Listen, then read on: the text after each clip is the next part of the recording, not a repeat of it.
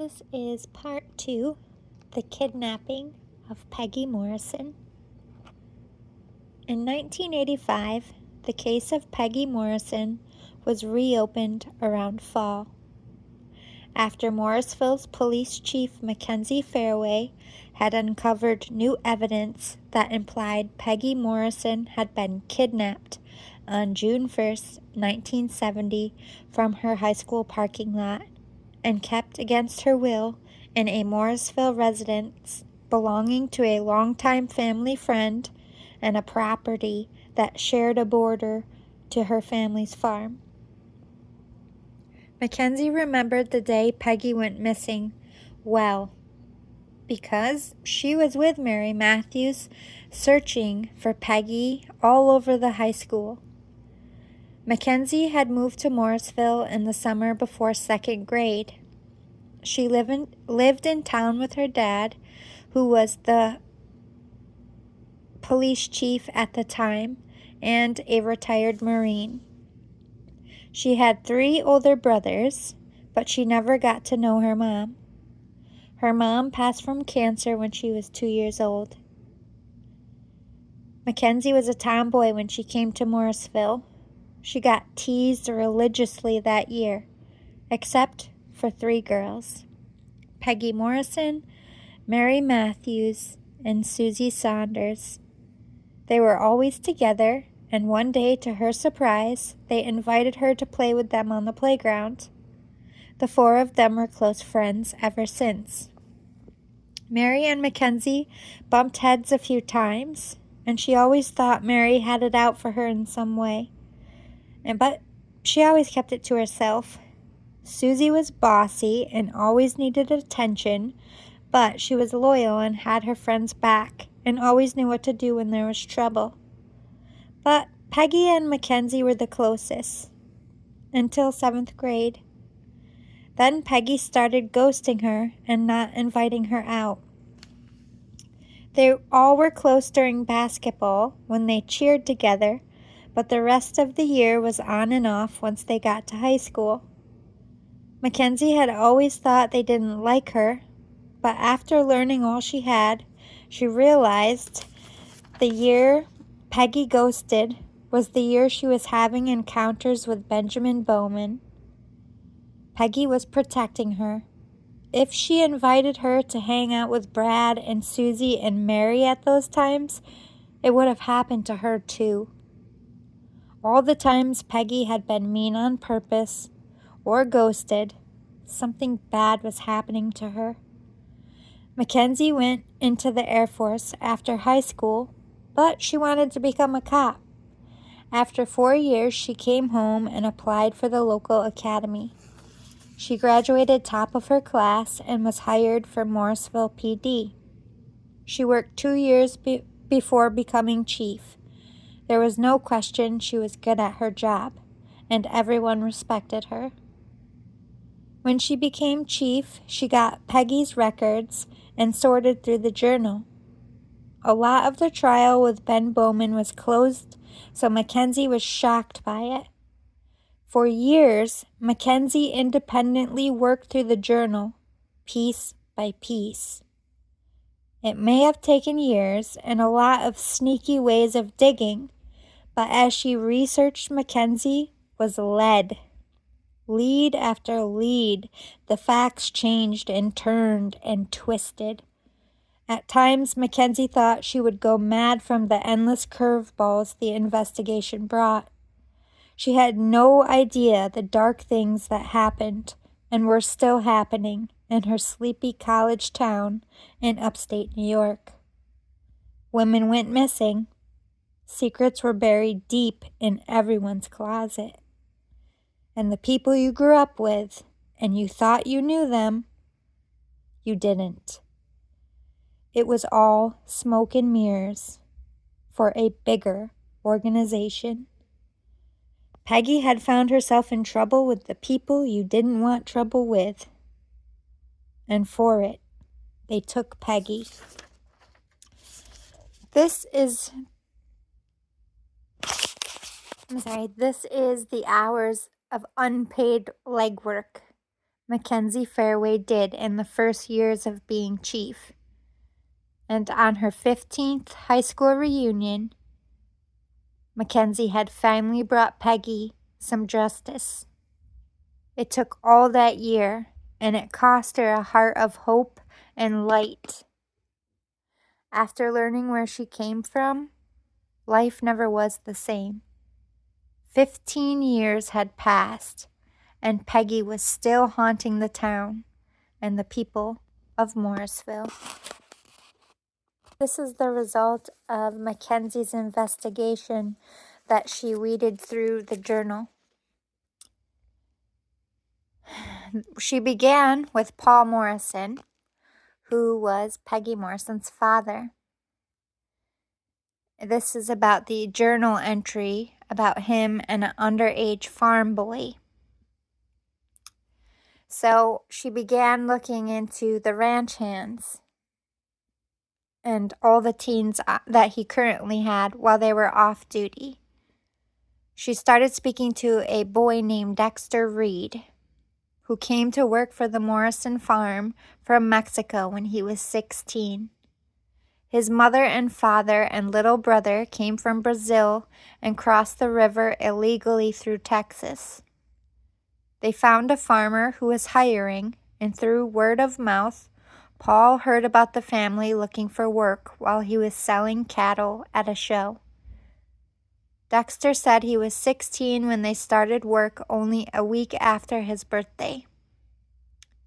His family was happy because they had a single trailer with 2 bedrooms, and it was nice and safe and a place they could lay low and save money for the season.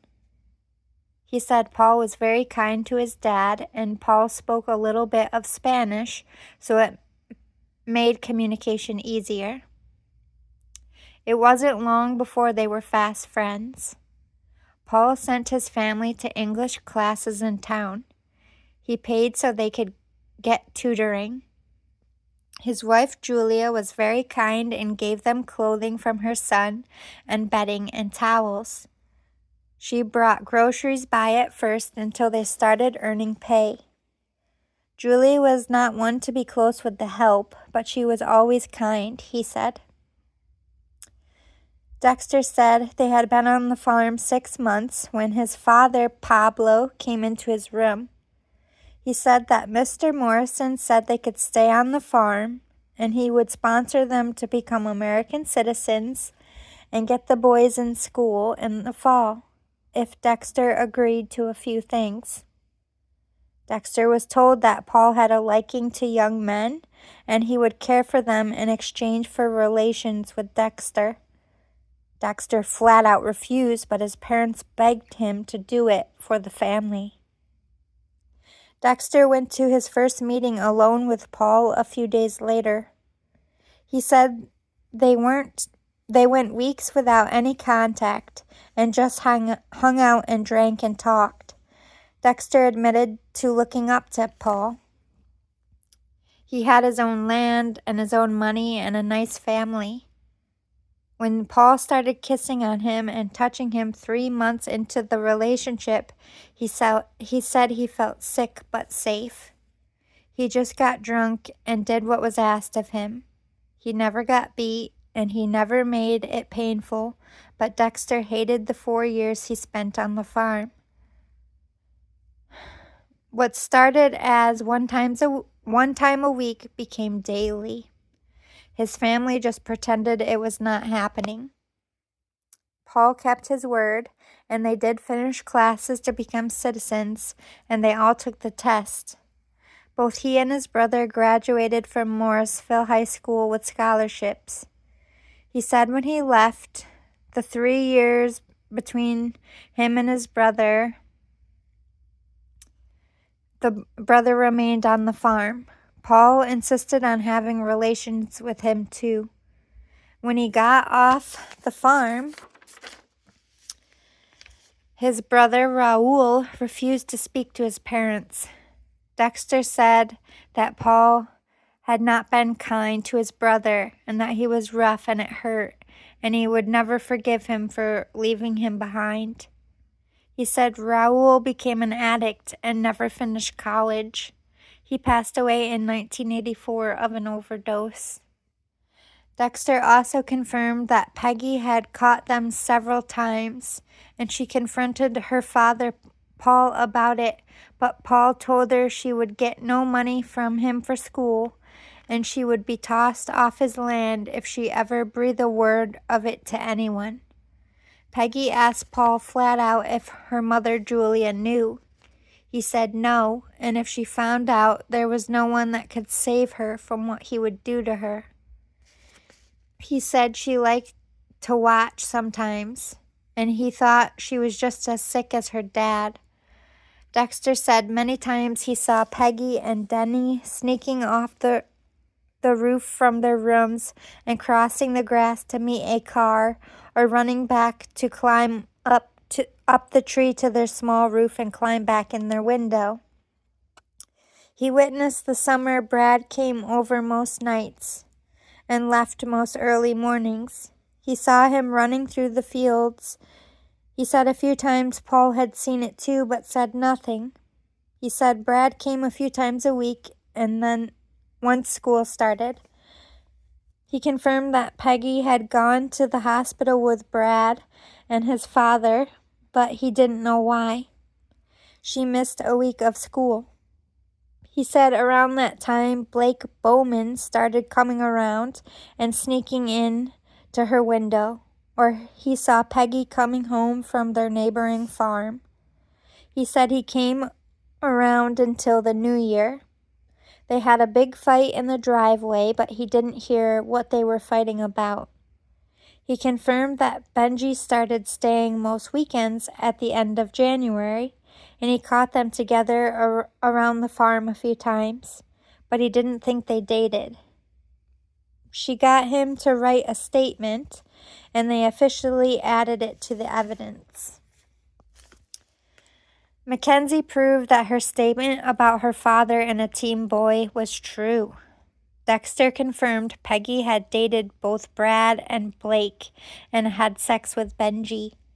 She had the confession from Ben that he did have sex with her in the van from his trial, but none of it proved they did anything to Peggy. She dug into Brad next. Brad had a relationship from June 1969 until mid-October 1969. In November, she discovered a pregnancy. Brad said they took her to the clinic, but they never got records in her name. She checked all Peggy's fake IDs, and none of their names matched. On a hunch, she searched for records in 1969 for Ben's wife's name, Nancy Bowman. No matches for Nancy, but there was a Clara Bowman that came in for an abortion November 15th, which was a Sunday after hours, as most of them were done to be discreet. She searched the file. Clara was 16, which Peggy was at that time as well. They used the address of the Bowman farm. They went to the clinic and spoke with a woman who had been working there that day. She confirmed Peggy was the girl because she remembered her pretty strawberry hair, and she was very scared and reminded her of her daughter. She told her it would all be all right and stayed with her. She confirmed it was Brad and Ben and Blake that came in with her and said they were her dad and brothers. She then surprised Mackenzie by saying she was surprised to see Clara. She had heard she had drowned when she was 2 in the home bathtub while a teen girl was babysitting.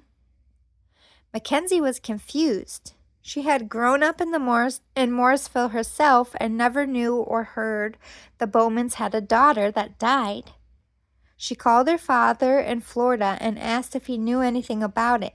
He confirmed that Nancy and Ben had twins. Brad had a sister, but when she was 2, their niece Sandra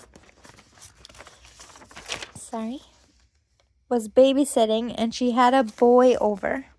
The baby drowned by accident in the tub. He said he went to the funeral.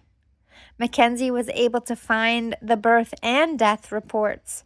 But what shocked her even more was the autopsy had listed bruising on the girl's shoulders, but for some reason was not a sign of drowning. According to detectives, it was ruled an accidental death. Mackenzie researched the 2 years Clara was alive. During that time, Nancy still worked at the university as Benjamin's head secretary. She usually came in at 9 a.m. and left at 5 p.m. And according to pay history, Ben came in at around 9:30 a.m. and always had a morning meeting at 10 a.m. He went to lunch off campus from 1 to 2:30 and usually left around 7 p.m. Neither of them worked the weekends. Nancy's mother, Norma, watched the twins during the day, and Nancy dropped them off around 8:30 during the work week, and the other two boys got off the school bus at Norma's house. Nancy picked up all 4 kids around 5:30 p.m., and their housekeeper said Nancy had real bad depression after the twins were born. Her staff member, Maya Walsh. There was a lot of fighting between her and her husband at that time, and she was suspect that maybe the wife was sleeping around. She barely took care of the babies. A wet nurse was hired, and it was kept quiet. Brenda Baynard, who lived close by, was a widowed woman who needed extra money and became the wet nurse. She tracked Brenda down. She still lived in the area. Brenda said Nancy refused to hold the babies for the first few months. She wanted nothing to do with being a mother. She said it got so bad, Ben allowed her to take the twins home with her at night since she had her own kids to get back to.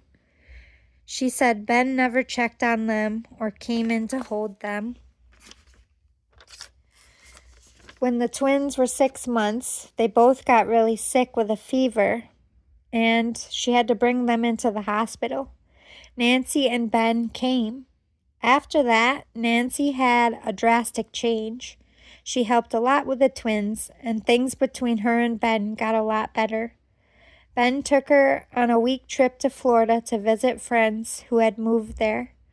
Brenda said they paid her well to stay all week with her children at their house.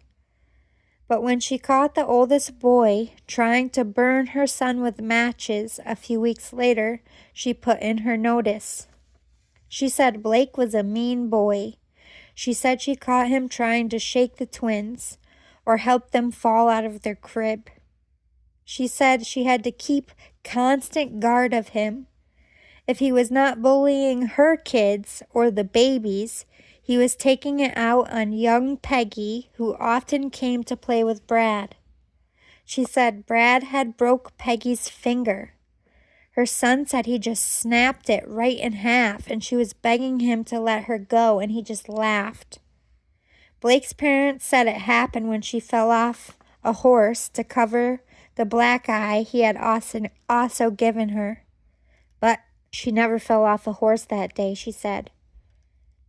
She said Blake was the devil, and she always believed he drowned baby Clara.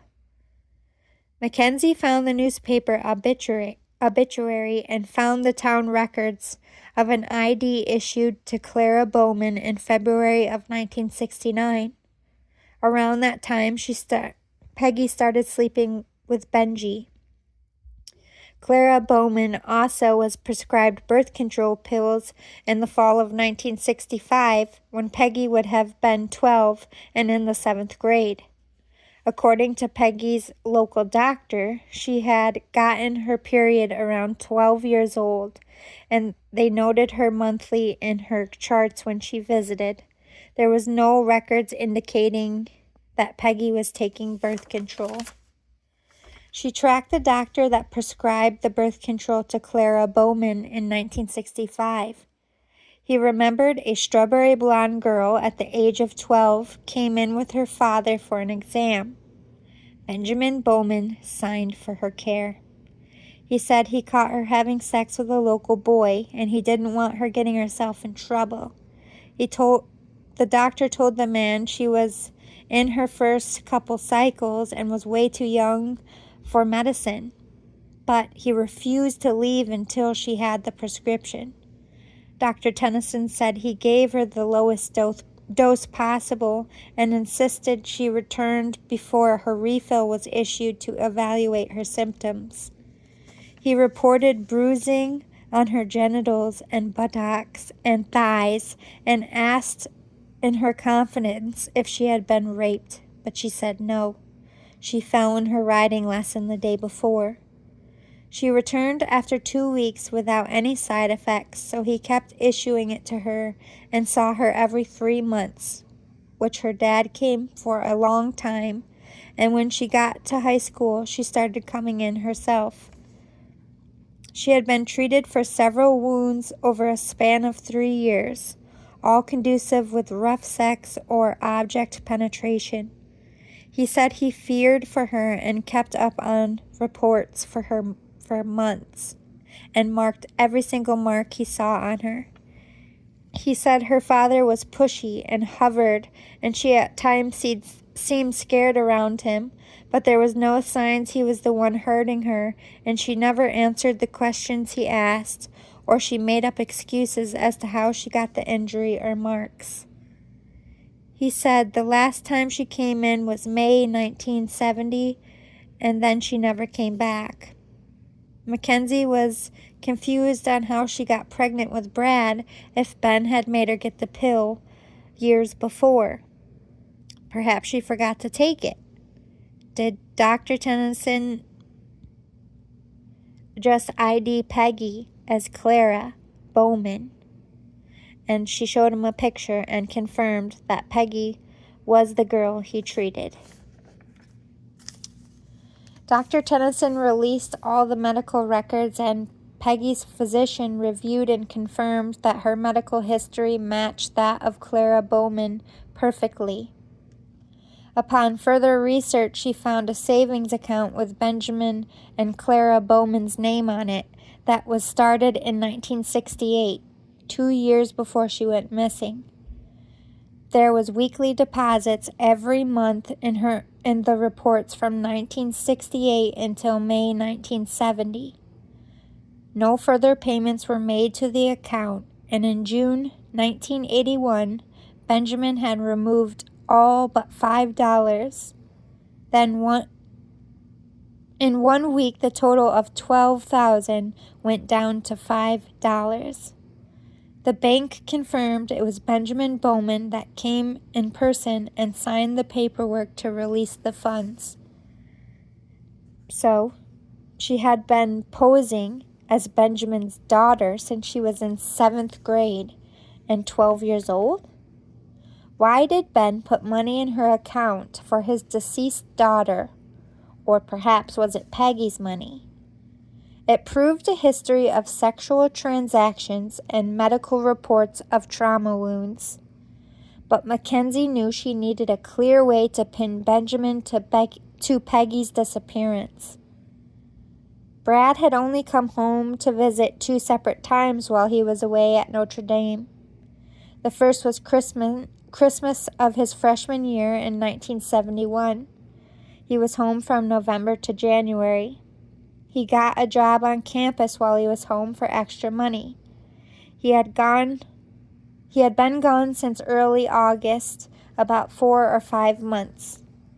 His mother, Nancy, was still living in Michigan, supposedly, and Blake and Benjamin were the only ones living with their father and their childhood home. In November, Brad had gotten into a car accident on Thanksgiving night. He was drunk, but the chief at the time had looked the other way. Most likely got paid off. Ben Bowman. That night,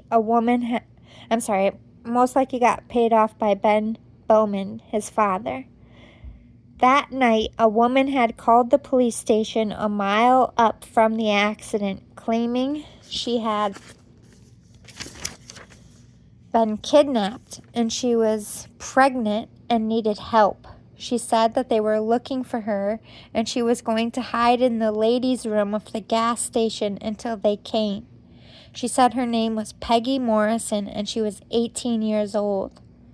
When the police responded, no woman was there at all. The clerk said a pregnant woman with short red hair had come in to ask for a key to the ladies' room, but she never came back, and she left the key in the door. The police searched the area all night and never found anything. They chalked it up to kids playing a prank on their holiday vacation. Mackenzie was convinced that Brad's crash and the pregnant woman a half a mile away calling for help were connected. Was Peggy pregnant again? And if she was, whose baby was it? She had Benjamin Bowman forging paperwork for his deceased daughter, forcing a minor to be on birth control while he had relations with a preteen. Benjamin Bowman was brought in for questioning. He denied signing for any paperwork. He denied taking Peggy to get birth control. He only admitted to helping her get an abortion when she got in trouble with her son Brad that fall. He said she and Brad must have filed for the paperwork. He said they used Peggy's name when she had it done, but the paperwork from the clinic did say Clara Bowman. He refused to go into details further without his attorney. Mackenzie tried her best, but the prosecution told her she needed more. Since Paul was deceased at this point, she found all of this out, and all she had left to do was go to see Denny at the farm. He said he had found some photos of his dad and people in town around fall of Peggy's senior year, and some things from Peggy's old room. He gave them to Mackenzie and said she might find something useful in it, but he never heard about Peggy being pregnant or having an abortion. He confirmed he found birth control pills in their bathroom after she went missing, and they might be in the boxes he gave her. She found a few things very peculiar in the boxes. There was a photo of Paul dressed like a scarecrow, dated October 1969. Next to him was Mary Matthews dressed like a princess. Next to her is Mary's dad, town pastor Reed Matthews, with Paul's wife Julia. And next to her was Benjamin and Nancy Bowman, and Peggy was next to Nancy. They all looked happy except Mary and Peggy. Both were frowning. They must have gone to the town Halloween dance at the community center. She looked back from the town newspaper records. She found 3 very telling photos in the town records. One was Benjamin Bowman with his hand on the back of Peggy's neck, seemingly saying something to her, and Peggy looked terrified. The second was a photo of Nancy Bowman handing a paper sack to Mary Matthews, both grinning at each other almost wickedly. And the third, Julia and Pastor Reed slow dancing close on the dance floor like a couple in front of everybody.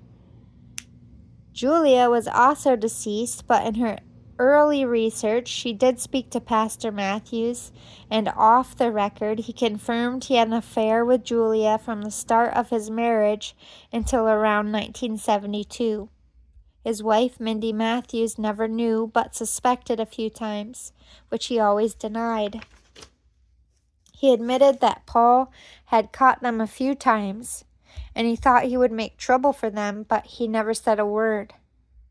When he caught them, he would just go back out from where he came or just keep walking by. Reed said he felt bad for him, but Julia insisted they had an agreement in their marriage, and he confirmed she confided in him about her husband and the young boys on the farm. She said if he told anyone, she would tell his wife about them, so he let it go. But after that, he didn't want to see Julia anymore. That's when he told her he was ending it. She was becoming a messy drinker, and to him she felt like a ticking time bomb. He said that after he ended it with Julia and Paul stopped coming to church, once he ended it with Julia, Paul and Julia stopped coming to church regularly. Pastor Reed also gave her another lead. He said that he caught his daughter Mary hanging out with Nancy Bowman on their farm or around town. He said Mary was becoming very moody, and she was staying out late and skipping chores, which wasn't like her.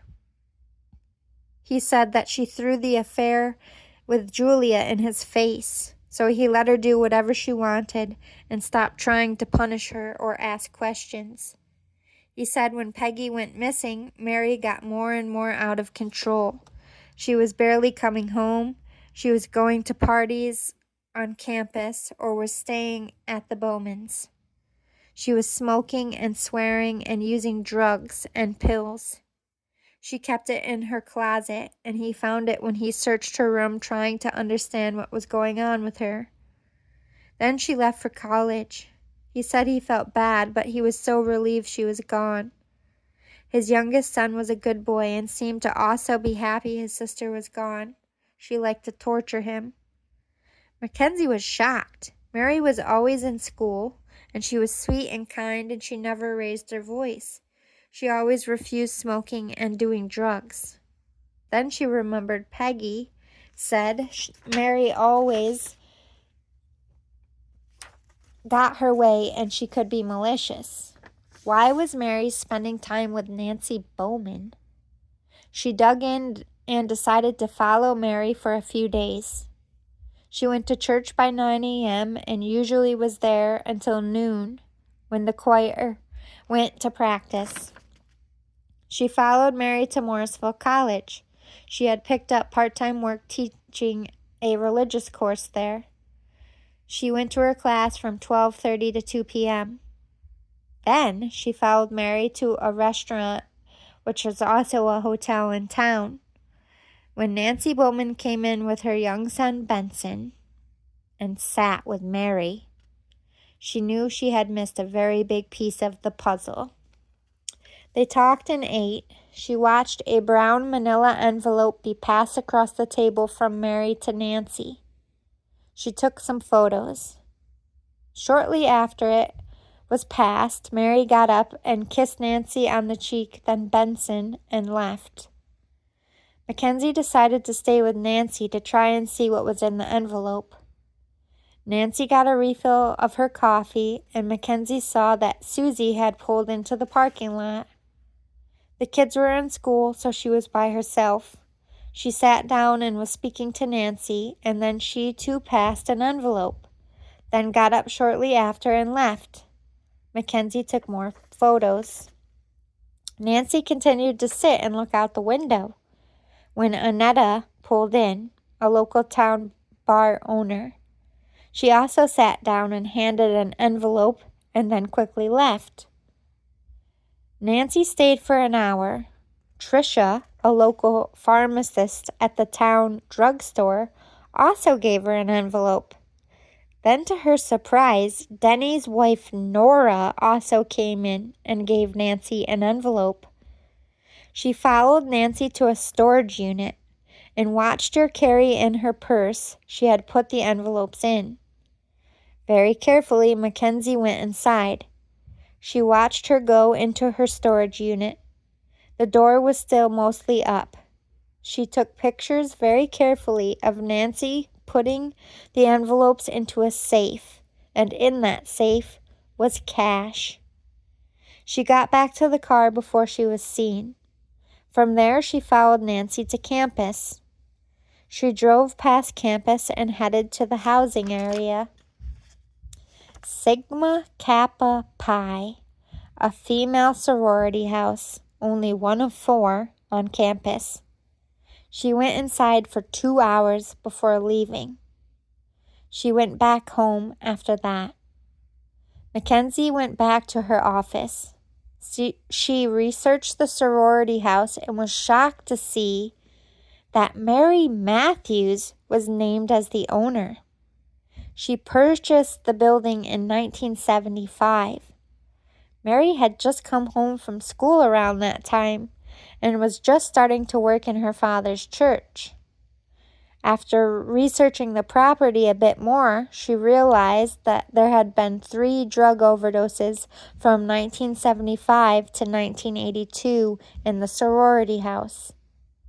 The campus also was slammed with a lot of noise complaints and heavy traffic flow in and out of the property. How did Mary come up with money to buy land and build a sorority in 1975, fresh out of college? She decided to go visit her father one last time before he headed back to his retirement community in Florida. Mary's father said that he had no intention of retiring when Mary came home, but she had come up with investors to buy the church. He said that Susie Saunders and Nancy Bowman, as well as Tricia and Anita and Nora and Denny, were investing in the remodel and rebuild of the family church, and he was fired on the spot when the sale went through. She asked why Susie or Nancy or any of the others would want to own the church. All he said was he overheard Mary and Nancy talking about needing a place to clean their money. He told her that they had been making money somehow through a women's club Nancy Bowman started, but he did not know the details, and Mary refused to allow her mother to be in it. Mackenzie decided to do her own side investigation on the sorority house. She was convinced Susie was running an escort business through the sorority house, and in some way, she felt it would lead to Peggy. She watched the sorority over several months. Mary came to the property daily, as well as Susie and Anita, but Nora and Tricia didn't go there at all. On certain days of the week, the sorority was in Anita's bar, closed for private event. They always booked out the back party room, and it was used every time they came in. She followed Susie. She was carefully still an escort and had multiple dates every week. A few seemed to be regulars. Mostly they were people passing through or new faces. All the men were well off or did well for money. Most were locals with families. Others were students or travelers. Mary had meetings 2 times a week at church, all after hours. A few men came in, stayed a bit, then left. None at the same time. They all went into her chambers, but no one seemed to think it was strange. When she asked a woman who was rehearsing with the choir, she said that Mary had counseled people in her off time. All of them were also men of certain means, all locals and had families. Annetta had constant traffic all week, from the bar to her office.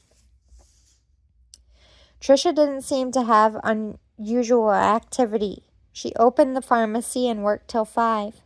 She went to the store on occasion, but mostly she went home. Nora also didn't seem to have any rare or strange occurrences, but every Friday all of them met at Anita's bar and Nancy gave them envelopes, seemingly a payday for all of the women. Annetta, Tricia, Susie, and Mary were all very close friends of Peggy's. All of them cheered and partied together. There had to be a connection. She needed someone on the inside, so she hired a cop from a neighboring town to work with her on his time off. He was going to pose as a customer. He started in Annetta's bar. It took 2 nights to be told by a man at the bar that he knew where he could get some women. He gave him the address to the sorority house and told him to knock on the door and ask for Susie. He told him to tell her what she was after and she would find it for him for a fair price. He went to the sorority house the next night. he met with Susie in an office on the main floor. He gave her his alias, and they had a mock account set for them to check out. He was cleared of their checks and balances quickly. He was taken to a room where he could pick out any woman he liked, or more than one. He said he definitely paid first and did his best to keep a low fee. He said he was very nervous, and they bought it. With the evidence they collected, she was able to set up a raid. She waited until Friday when the girls would be alone at the sorority house while the others were meeting in Annetta's bar, which she planned on having them all arrested right after the envelopes were exchanged. It worked perfectly. 28 women from the sorority were taken in and placed in a holding cell. One at a time, they were brought in and offered a deal. If they gave any useful and true information, their charges would be dropped. Only 2 talked. Chloe, a freshman, said she had been in the house 4 months, and she admitted they have sex for cash, and a third of their cut is taken by the house. They are protected, and all the men are clean. Appointments are set for them, or they have on-call hours.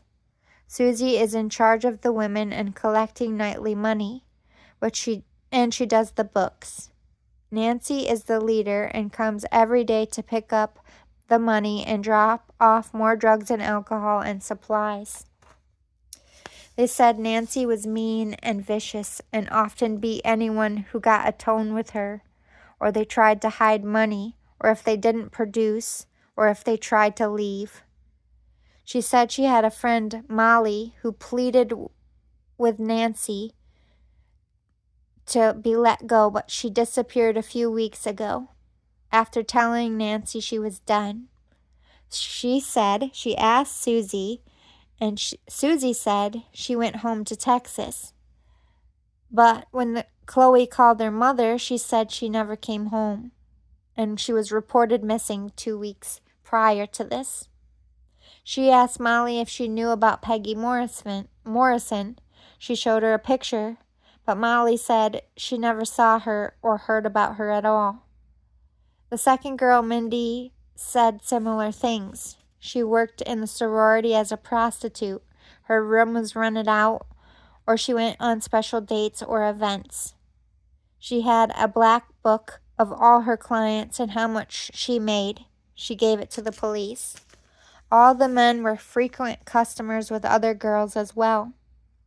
When the men were questioned, most talked to protect their secrets or from catching charges. They were able to prove that Bowman had started a prostitution ring with Susie Saunders, Tricia Travers, Annetta Andrews, Mary Matthews, and Nora Morrison. In 1975 was the furthest back she could find proof. Nora and Tricia were offered a deal since they were not sex workers and only took a cut for renting services of their establishment. Both took it. Tricia said that in high school, Peggy was one of Nancy's first employees. She groomed her, and she was given the task of seducing Benjamin Bowman, which she did. And Nancy enjoyed having her husband occupied, so she paid Peggy to keep him busy. Then she said Peggy started to feel sorry for Ben. Nancy was so degrading, and she hurt him a few times, as Nancy often got all coked up and got violent. Peggy started to fall for Ben and enjoy her time, but Nancy made her end it and get more customers. Tricia said Nancy caught her with Ben after she ordered it to end, and so to punish them, Nancy ordered her eldest son, Blake, to rape Peggy viciously in front of Ben. She said Peggy came to her house after and cried for hours. She said she was devastated that Ben was such a coward he wouldn't protect her. Tricia said at that point Peggy was a full-blown addict, and she was out of her mind most of the time. Nancy kept Peggy very busy the following weeks, and she was strung out. Peggy found comfort from Brad, and he understood what was happening more than anyone. Tricia said Brad had been there the night Blake attacked Peggy, and he tried to help her, but Benji held him down. Nancy always said Brad was too soft, and she was always trying to make a man out of him. That's why Brad and Peggy were such good friends. Brad on several occasions took beatings for Peggy from his mom, and Peggy always covered for Brad and Susie. She said Susie was mean to Peggy in public so that Nancy never suspected how close they were. If she found out Nancy would fuck with them, like she did with anyone who was close in the inner circle, Nancy needed and demanded full control at all times. Susie was also put through the ringer as Nancy's top earner. She gained Nancy's trust and learned the business to keep her identity cloaked. Nancy made Susie the face of the business. Everyone took orders from Susie. She said Peggy and Susie had a plan to get out after graduation, and Susie was planning to get out too. They said Peggy was demanding more money for her drug habit around the time she disappeared. She was rail thin and was causing problems by stealing money and items from clients in their cars or homes or hotel rooms. Men were turned off by her obvious junkie problems and the marks on her body.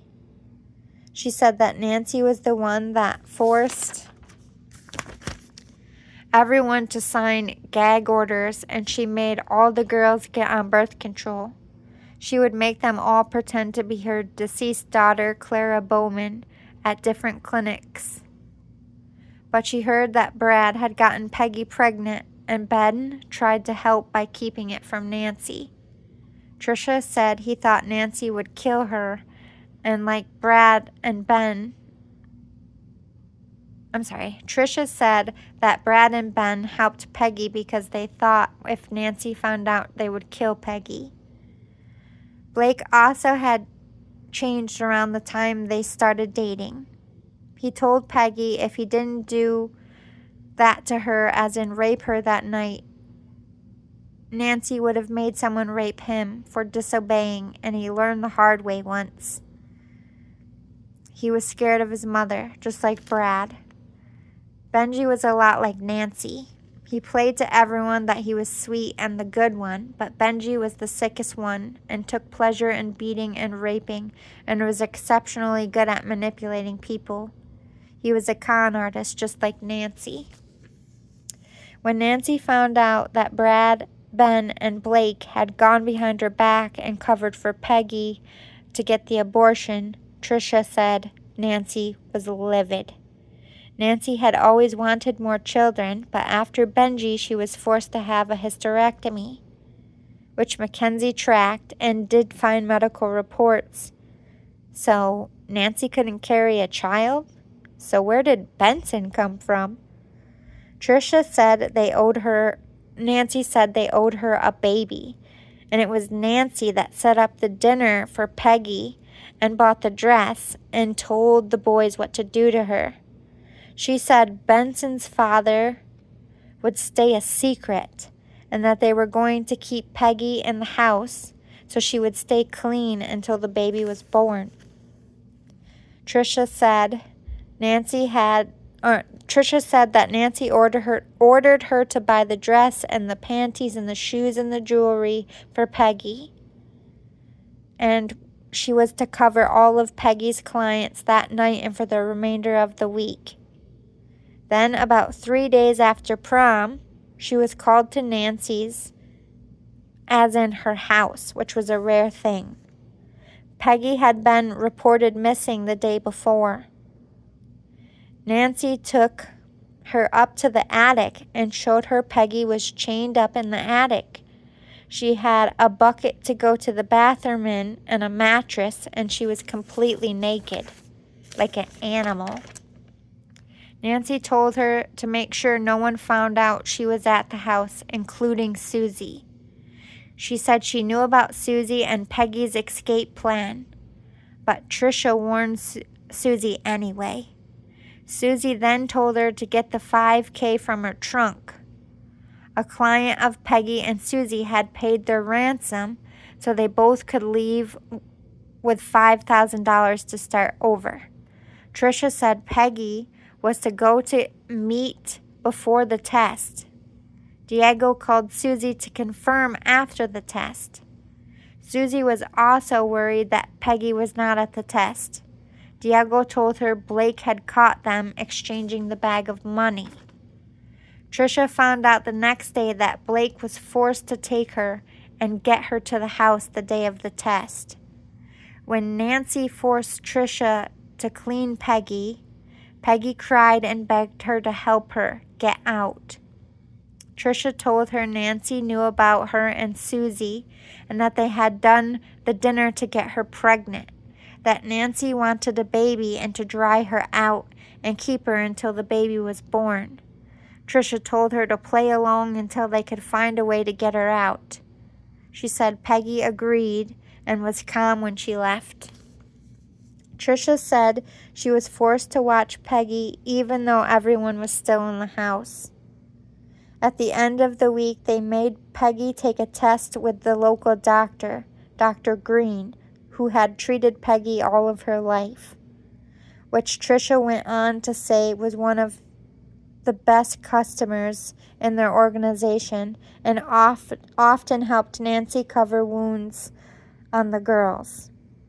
He confirmed pregnancy, but said it was very early and Peggy was withdrawing hard from the drugs and she might lose the baby. So they gave her IVs. And like her, the doctor was forced by Nancy to come in and sit with her until she was stable. It took 3 weeks of every day sitting whenever they didn't have anything else going on, watching Peggy. Tricia said Peggy got quiet. She stopped speaking and wouldn't look at anyone. Sometimes she would cry silently, but mostly she slept. When Nancy decided she was clean, she let Peggy go down and shower and put on clothing. They let her sit at dinner with them, and like always, they turned her mood around by spoiling her. Tricia graduated at that time, and Nancy was still making her sit with Peggy. Peggy told her she would have the baby, and then she would go to school. She said she made a deal with Nancy. Tricia said Peggy told her she was getting her own house and Blake was going to look after her. Tricia reported to the house the next day, but Nancy told her she wasn't needed anymore, that Peggy had left. Tricia went back to working the remainder of summer until she left for school. Nancy tried to find out where she lived, but her parents kept a close lid on it. They knew Nancy was badgering their daughter, and they threatened to go to the police if Nancy ever came near their kid again. Nancy decided it was too risky, and she knew they didn't know what Tricia had done. Tricia said she got a call from Susie a few months after starting college in her freshman year. She said she got out, and Brad did too. They changed their numbers and where they were going to stay, and Nancy was pissed but had let them go. She said they both were too soft and made it bigger threats for her anyway. Tricia told her about Peggy and the baby, and Susie said she hoped Peggy knew how to play it, so when the time was right she could get out too. They both truly believed Nancy would cut her loose once she had got what she wanted. Tricia said she heard from her mother that Nancy had a new baby and was flaunting it around town.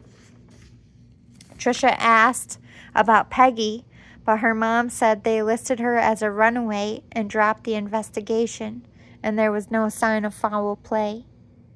Tricia said she let herself believe Peggy had gotten free and was hiding like they were. She said she never got any more information from Nancy about Peggy. Even when her parents passed and she inherited the home and moved back, She was a single mom with 4 kids, and her ex-husband was not contributing, so she went back to Nancy for her old job. But she got out once she had enough to start the pharmacy. After that, she got paid to fill scripts for Nancy when she needed it without asking questions. Mackenzie decided to visit Susie. She was facing some big charges, and she hoped she would be willing to fill in some gaps and be able to find out what happened to Peggy. Susie made a deal so she could stay with her kids. She didn't want her kids going to the Bowmans. She testified that Nancy forced her to run her escort business in high school and that she became a top earner herself. She also said she had to make sure to get all the girls hooked on drugs so they would depend on the job more. Every girl had to be with Nancy's husband Ben first, including herself. She was his first when she was in 6th grade, the year before Peggy. She said that she never slept with any of the sons because she knew Nancy only cared about money and power. She kept her head down and earned as much as she could so she would be left alone. She admitted to suggesting Peggy when Nancy wanted to add more girls. She set Peggy up, and so did Brad, by inviting her over a lot. Susie got all the cheerleaders to do it. She threw parties with Brad, pretending to be a couple in love to get people to want to be around them. She admitted she knew Peggy had slept with all the Bowman men. She knew Brad got her pregnant and did also help cover up the abortion, but Nancy never found out about her involvement. She said Mary was vicious and collected dirt on all the girls, so Nancy always had dirt to blackmail with. She confirmed that Mary hated Peggy and always talked bad about her around others. Mary never worked as a sex worker, but for some reason, Nancy took a liking to her. Mary was very clever and also would blackmail clients that Nancy had trouble with. She became Nancy's secret intelligence spy and Nancy's favorite. Nancy hated Mary's parents and took great pleasure in taking their church away and giving it to Mary. Mary always kept in contact with Nancy. Susie said she never saw Peggy, but Brad told her they were taking her. Nancy had gotten a crazy idea to get Peggy pregnant so Nancy could have another baby since her kids were leaving home. He said they kept her in the attic for about a month while she sobered up. After that, Nancy took her to a cabin 2 hours away that she had bought for Ben and the boys to hunt at. It was also in Mary's name. Nancy was careful not to let things connect back to her. Brad said she had the baby and that his mom had given her a bag of cash and a new identity, and Blake took her to the train station. No one knew where she was. Susie tried to get Nancy to let her go visit the cabin a few times when Peggy was there, but she caught a beating, so she stopped asking. When Mackenzie asked why she still worked for Nancy and why she was still a call girl, she said Nancy never planned to let anyone go. When she no longer had use for you, then you just disappeared. Everyone hoped those who had taken off made it, but her gut told her that Nancy didn't like loose ends. She said one day she would go missing too, but for now it paid the bills and kept her in Nancy's good graces. Brad was still afraid of her and refused to move back, and he didn't help with the kids' income or time-wise. But Susie said she envied his freedom and that he got out and got to escape. But if she did too, Nancy would raise her 3 kids and use them like she used her own kids, and she had to stay to protect them. With Tricia, Susie, and Nora's testimony, they were able to arrest Nancy and Benjamin Bowman, Blake, Brad, and Benji Bowman for the kidnapping and rape of Peggy Morrison. All of them refused to talk, and no information about what they did to Peggy or where she went came about. Their defense presented contracts that Peggy signed her rights of the baby to Nancy and Ben. They proved they paid her money and that was deposited in Peggy's account. They had train tickets and a photo of Peggy boarding a train, holding the other ticket in her hand. Nancy got 15 years with the possibility of parole and 10 at the end of that trial. Ben got 10 years with the possibility of parole and 5, as well as Blake and Benji. Brad got 25 years with the possibility of parole and 15 after he was proven to be the baby's biological father, proving he raped Peggy and was the one to take her. They all turned on him. Mackenzie had done a lot of work on this case. She put years into it, and she found out everyone she had called a friend or a neighbor was not who she thought they were. Peggy's father was a pedophile himself and clearly manipulated people in his life just like Nancy did. Peggy's mother, Julia, the one constant and the one truth, had betrayed Peggy and shattered her sense of security by sleeping with their pastor. Her best friend Mary had used her as bait and stood idly by while she was raped and beaten and kidnapped. It was not enough that Mary had also been sentenced to 5 years for accessory with possibility of parole after 2.5 years. Mary was true evil, a real wolf in sheep's clothing, who had enjoyed her life of crime and taking all she could from her own family. Susie was a victim too, but in the end she never got Peggy help. She never really tried to get her out, but she had her own self and her own survival to worry about. And to do that, she kept them busy with Peggy so she could get herself out. Her entire cheer squad knew and could have helped her, apart from herself, of course. They all decided to ignore it and keep it quiet for years. Tricia, Susie, and Nora all were cleared of any charges due to their cooperation. Susie moved to Chicago with her kids before the news broke and did not attend the 15-year reunion in 1985. Tricia sold her pharmacy and moved to New York City with her family to try and put it all behind her. She also skipped the reunion. Nora and Denny got separated. Nora moved home to Texas, and Denny stayed on the farm with his 2 kids in Morrisville, and neither attended their reunions that year either. 2 days before Mackenzie's 15-year high school reunion, the news broke, and everyone was arrested apart from Susie, Tricia, and Nora, who were already gone. The town was in shock.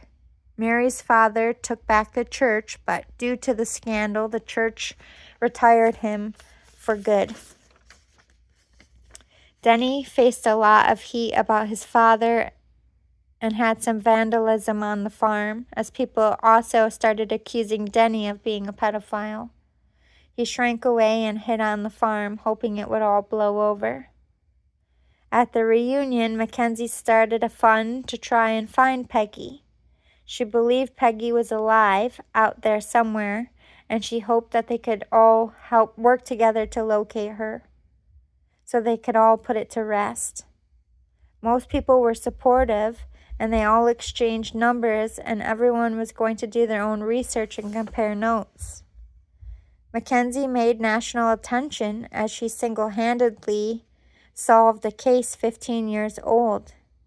The news picked up Peggy's story, and Mackenzie starred in a 60-minute special in 1986. Mackenzie and her classmates were true to their word, and over several months they had searched all leads that came in, none of which produced any real info on where Peggy was. The years passed, and Mackenzie lost hope on ever finding Peggy. In 1995, her case was officially sealed and closed and still listed as a runaway. For many years, Peggy and her mystery haunted the town and all who knew her. Denny sold the farm and moved to LA with his kids and second wife. Slowly, most of her classmates moved out of Morrisville as well. The Bowmans managed to keep their home until they ran out of money to cover the taxes in 2000. Only Blake had made it out of prison. The rest had years added for crimes they committed while in prison. In May 2000, 30 years after Peggy went missing, a body was found inside the attic walls of the Bowman residence.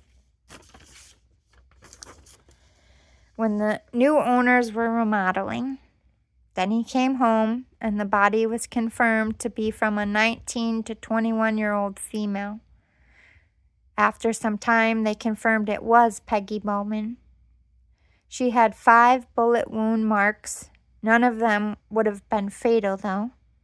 But the blunt force trauma to the back of her head is what was ruled as her cause of death.